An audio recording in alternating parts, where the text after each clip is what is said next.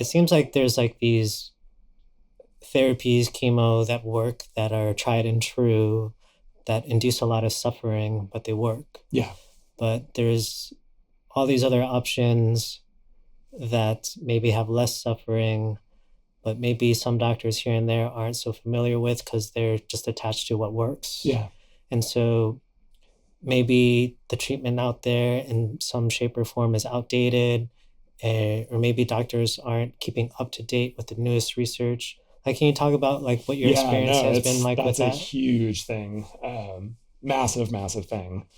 Um, that I'm finding too. But talking with different doctors, like talking to my targeted therapy oncologist, Mm-hmm. they're saying this is the future. We're moving away from chemo, but they're kind of like cutting edge and they're like trailblazing way beyond where other institutions and these things are, it's you're talking about behemoth hospitals and machines and the pharmaceutical industry, like all this massive, it's just these things are so huge. Yeah. So they don't change and jump around overnight.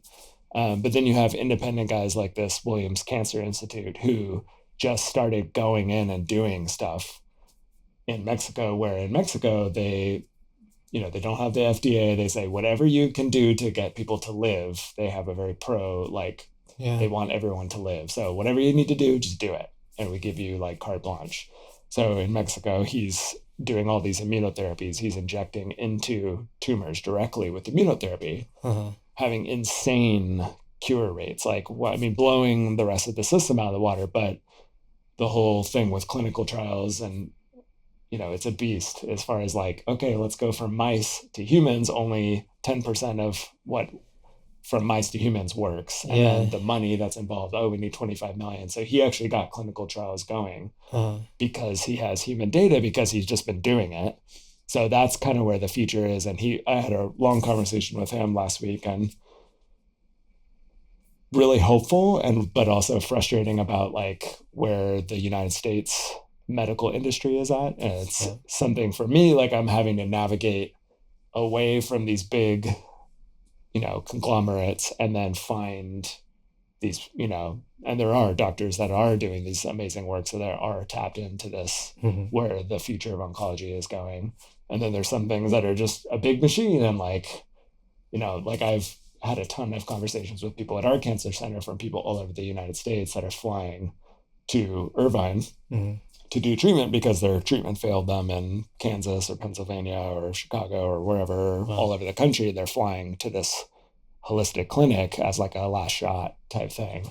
But it's interesting to hear their experience with their doctors, or like nobody looked for gene mutations. There wasn't any talk of immunotherapy, or like where immunotherapy and targeted therapy really are probably the most cutting edge. Mm-hmm. Then you also have metabolic therapy and like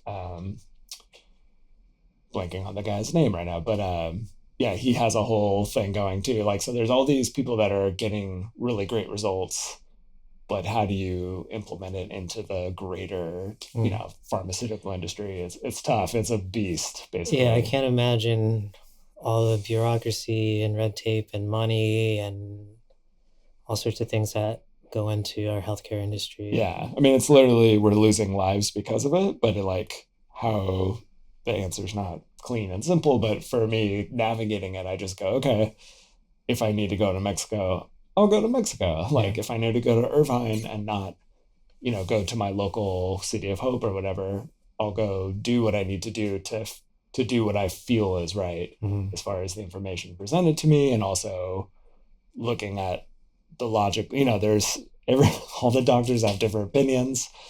So it's like they aren't all right and they aren't all wrong either. So you have to sort of like. So how do you make that decision on what to do? If you have all these different opinions, do you have any doubts that the path that you're going down might not work?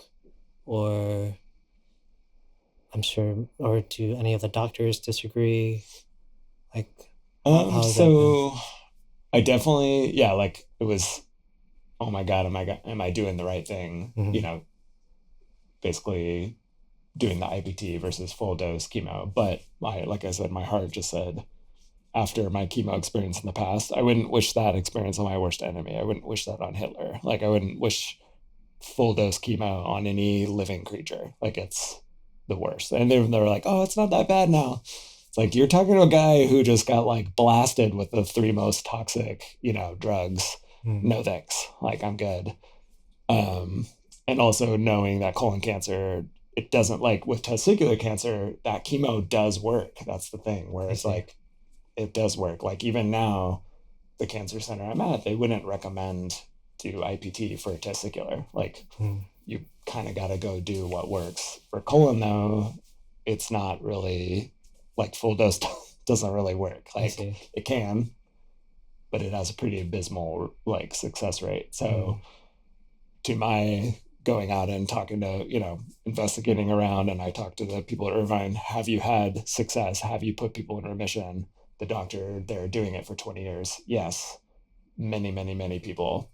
And is he up on all the latest things? Is he adventurous and willing to like connect me with a guy in Mexico? Or is he just going to stick to the standard of care, which is big and maybe dumb in some ways? But maybe also, like not to dismiss, like there's a lot of money in clinical trials and like there's reasons that they do the things they do. And there are certain cancers that really you can't do anything outside of what they're doing, other than the things you do at home with diet and, lifestyle. But I felt like for my path, there were other options. And even those options now, like I'm in the midst of them and there's still other things to try in the wings should I need to, How many doctors do you have? Let's see. I think I whittled it down to like 4 main ones. That's right less than I thought, actually, from what you make it sound.